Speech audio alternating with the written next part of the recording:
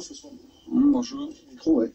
Je voulais avoir un petit point sur l'état de forme de vos joueurs et est-ce que Icardi est à la disposition du groupe ou pas pour le déplacement demain à Brest? Merci.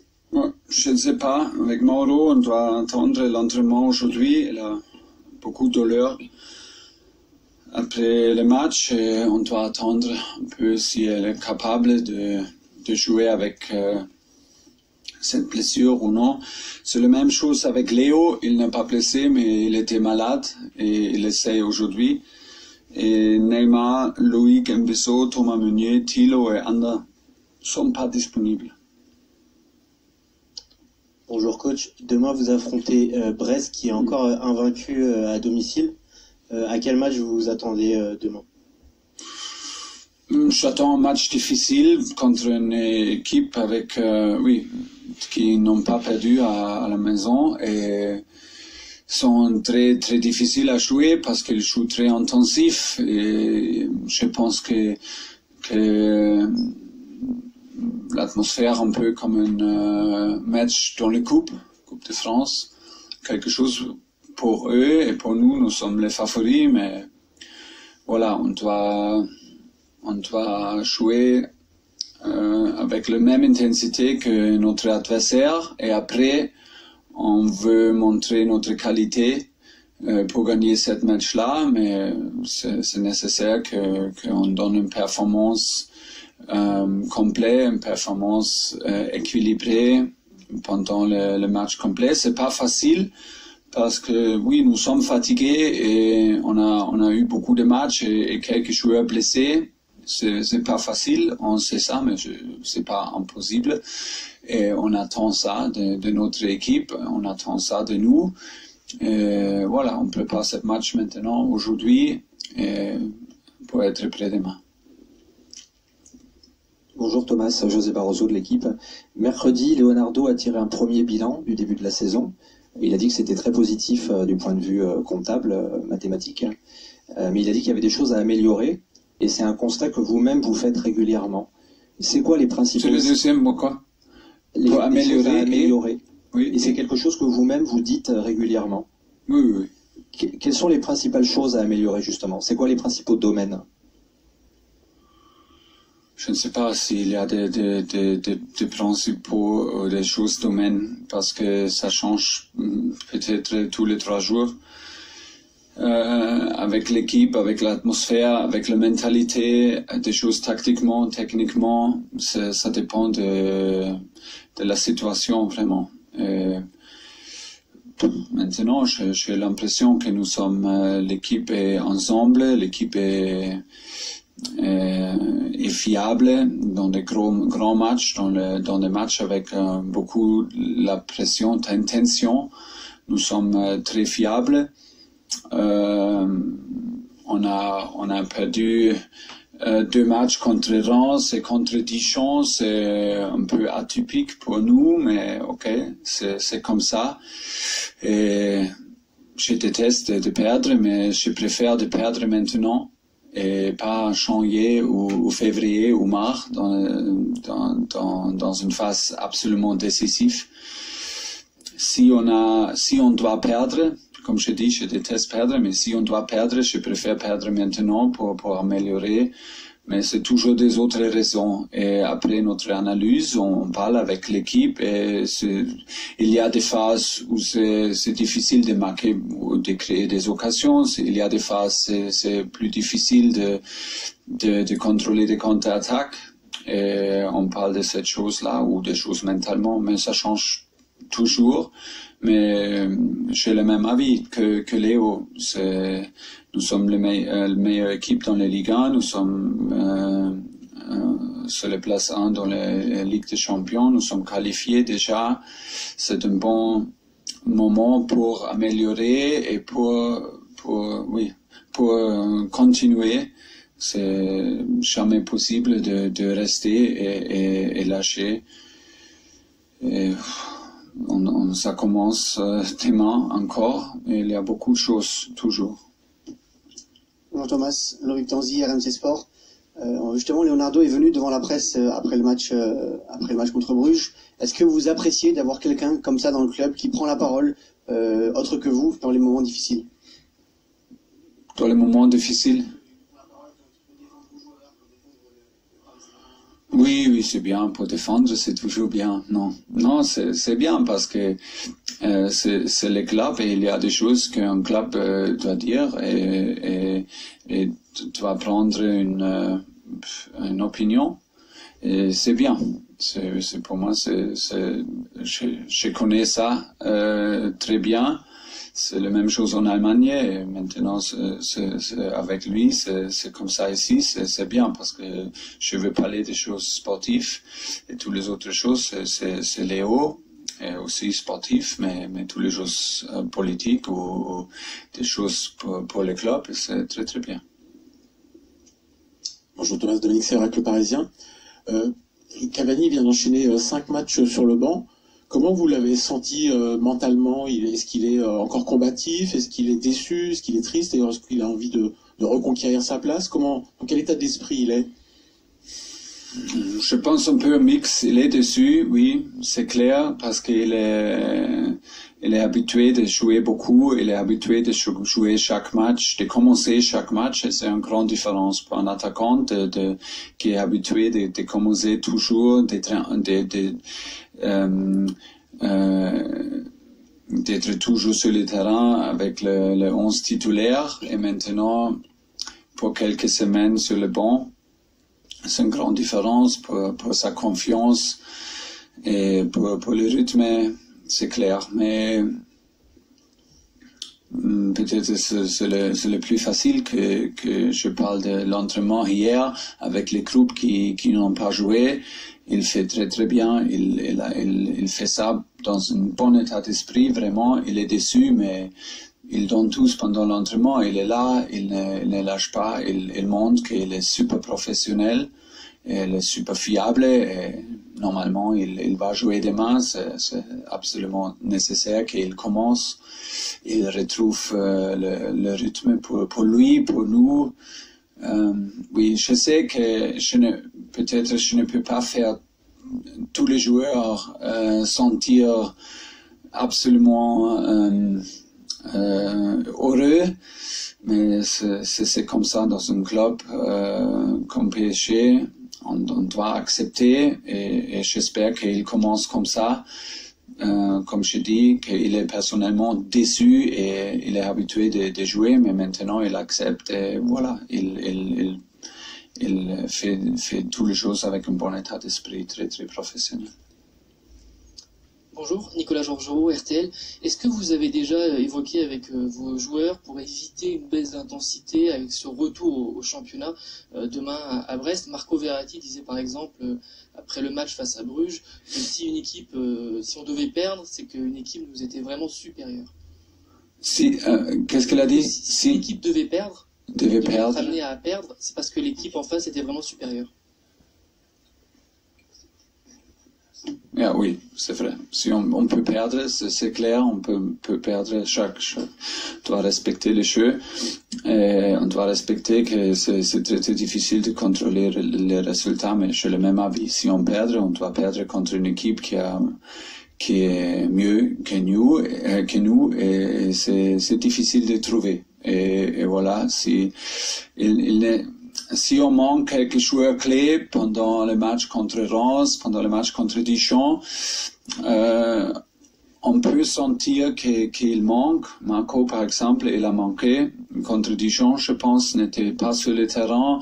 Il y a des gars, c'est pas seulement le talent. On a beaucoup de talent contre Dijon et contre Reims pour gagner. Mais ce sont des gars qui sont habitués de donner tout ce qui est joué full, comme par exemple que Marco, il est le gars qui donne tous pendant chaque entraînement. Quand je veux qu'il fait moins, je dois lui dire, ok, tu rentres à la gym et tu fais, parce que si je laisse sur le terrain, il fait comme un joueur jeune, il fait tous. Et peut-être c'est ça qu'on doit toujours, se souvenir, non, on doit toujours remind. se souvenir que c'est la mentalité nécessaire. Mais n'oubliez pas, hein, les joueurs jouent beaucoup. Et je pense que c'est aussi normal que pendant quelques matchs, la tension est plus haut. Et pendant quelques matchs, c'est pas trop haut. Ça, pour moi, c'est normal. Ça ne veut pas dire que nous sommes pas sérieux et qu'on joue avec 60%. Mais on doit accepter que la tension avant un match contre Marseille, avant un match dans les Ligues des Champions, c'est une autre tension dans les vestiaires avant le match que, oui, comme un match contre Dijon ou peut-être demain. Mais c'est normal, ça ne veut pas dire qu'on n'a pas de respect. On a beaucoup de respect. On prépare les mêmes choses. On a les mêmes réunions que dans les Ligues des Champions pour demain, pour préparer l'équipe. Mais ce sont des choses différentes et on doit accepter, mais quand on joue, on doit jouer full. Et on doit accepter que comme contre une équipe que contre Dijon ou demain, qui joue très physiquement, on doit équilibrer cette qualité avec la même intensité. Et si on fait ça, après, on peut montrer notre qualité et voilà. Et j'espère que nous sommes capables, mais j'ai beaucoup de gars dans le vestiaire qui savent ça et qui sont absolument clairs et qui sont super fiables. Et si les gars sur le terrain, on a beaucoup de possibilités de gagner. Bonsoir Thomas, Loïc Brailler, RMC Sport. La question est sensiblement sur la même thématique. Est-ce que vous trouvez qu'il y a eu trop de matchs depuis le début de saison où justement cette intensité dont vous parlez a manqué? On a parfois la sensation que vos joueurs choisissent un peu leur match, entre guillemets. Est-ce qu'en tant que coach, vous voudriez avoir une intensité ou une implication plus importante tout le temps de la part de vos joueurs? Oui, mais je n'ai pas l'impression que les joueurs choisissent c'est quoi, c'est important et pas moins important, plus important, c'est pas comme ça. Mais, comme je dis, c'est la tension, c'est différente et, peut-être c'est plus qu'une question comment on commence un match, le premier challenge, des premières passes. Comment on commence? Si on donne l'impression à l'autre équipe, ok, et on n'a pas d'occasion, ou si on joue toujours avec de donner l'impression à notre adversaire, peut-être aujourd'hui, peut-être c'est possible. Peut-être ce sont des petites choses, ce sont pas des grands speeches de moi aujourd'hui et demain, pas de choses, non, ce sont des petits détails. Comment on commence, le premier challenge, le premier passe.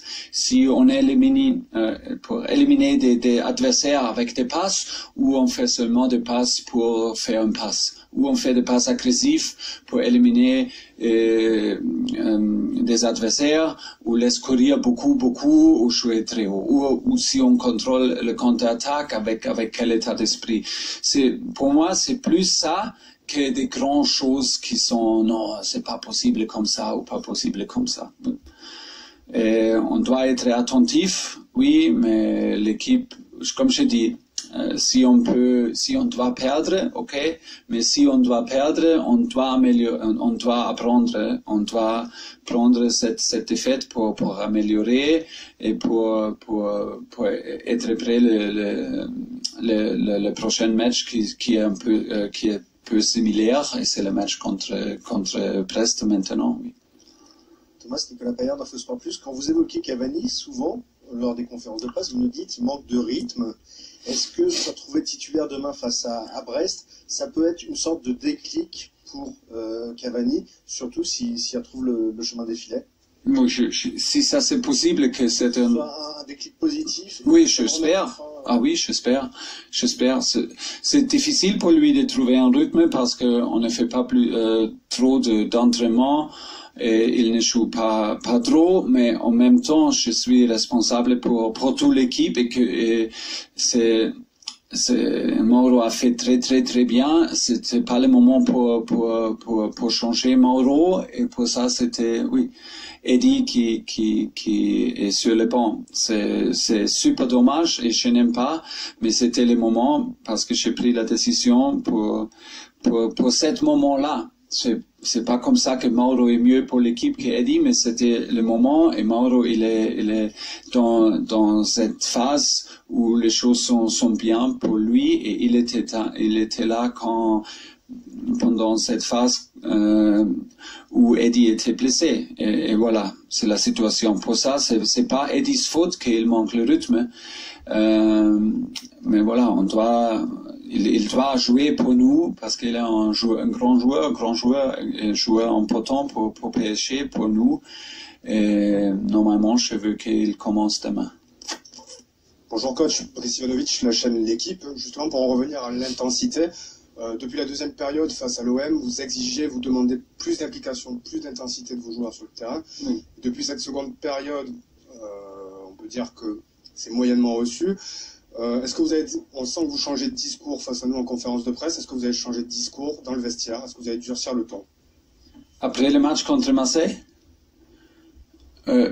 si j'ai changé le discours. Si vous comptez changer de discours, si vous comptez durcir un petit peu plus le ton après ces matchs face à Marseille, face à Dijon et face à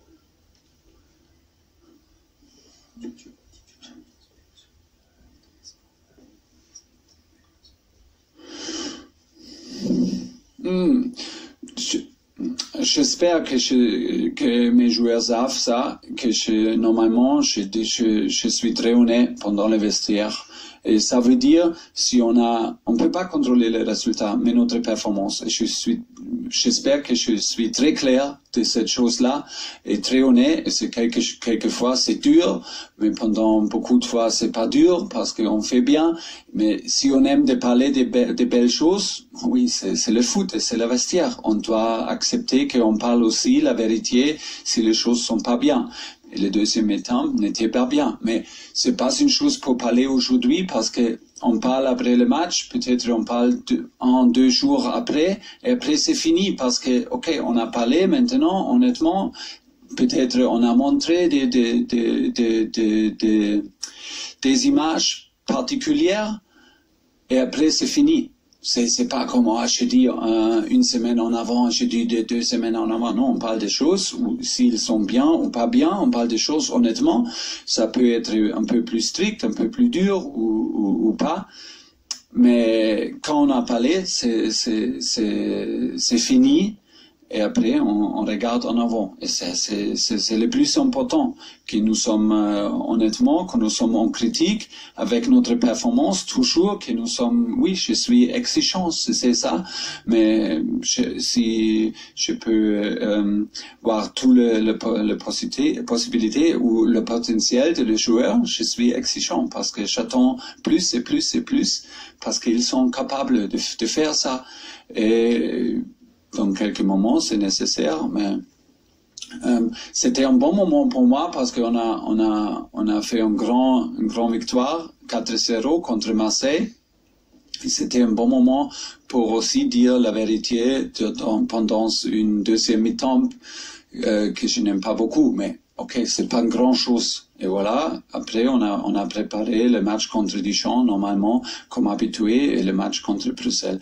On ne peut pas focuser seulement des choses mal, on ne peut pas focuser seulement des choses bien. On doit être clair, analyse le match et après on regarde en avant, c'est le plus important.